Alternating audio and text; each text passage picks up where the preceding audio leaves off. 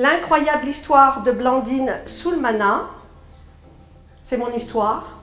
Ce n'est pas par goût d'exhibitionnisme que j'ai écrit mon histoire, mais c'est vraiment pour essayer de transfuser des messages de force et surtout de courage aux personnes qui vivent des difficultés. Tout a débuté avec mon histoire, avec le contenu de mon premier livre, qui est une autobiographie qui raconte mon histoire. Et de là, j'ai eu beaucoup de demandes.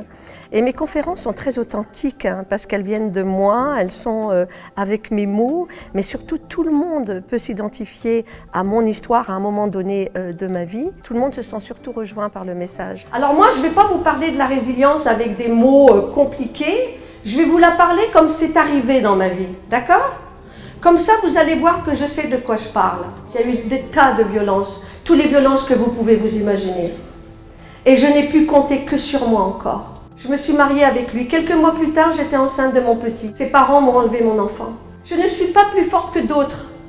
C'est tout simplement qu'un jour, j'ai remonté mes manches et je me suis dit, Blandine, ou c'est fini maintenant, où tu vas montrer à la vie que tu es plus forte qu'elle. On a besoin en fait de voir quelqu'un qui représente la résilience, quelqu'un qui a réussi à s'en sortir, quelqu'un qui a dit que tout était possible. Et il fait ça. Oh, parce qu'il m'avait vu parler avec son père. Oh, je me rappelle, j'ai poussé un cri d'animal. Un cri, genre cri d'orignal, vous voyez? On peut parler de choses extrêmement sérieuses, tout en riant aussi. Ça me rapproche moi beaucoup du public et le public ressent que ce n'est pas ma conférence, c'est notre conférence. Et en faisant rire un peu, en essayant de rapporter beaucoup de fraîcheur, les gens se sentent acceptés, se sentent accueillis et ça vibre hein, vraiment. Et c'est de là aussi où vient l'interaction. Il n'y a pas de gêne, il n'y a pas de coupure, il n'y a pas de distance avec le public.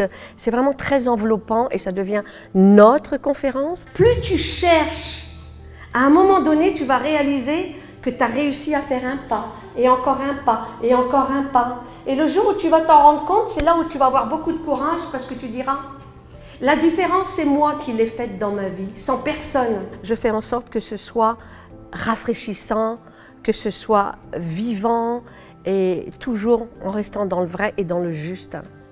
Donc pourquoi rester avec des choses toxiques, des choses qui nous font souffrir, si on a une possibilité de l'évacuer petit à petit? Et aujourd'hui, je me retourne et je vois tous les petits pas que j'ai faits. Et je n'ai pas dit mon dernier mot. En revanche, ça me fait faire des sauts en avant de croire que tout est possible. Merci pour le respect de l'écoute. Merci.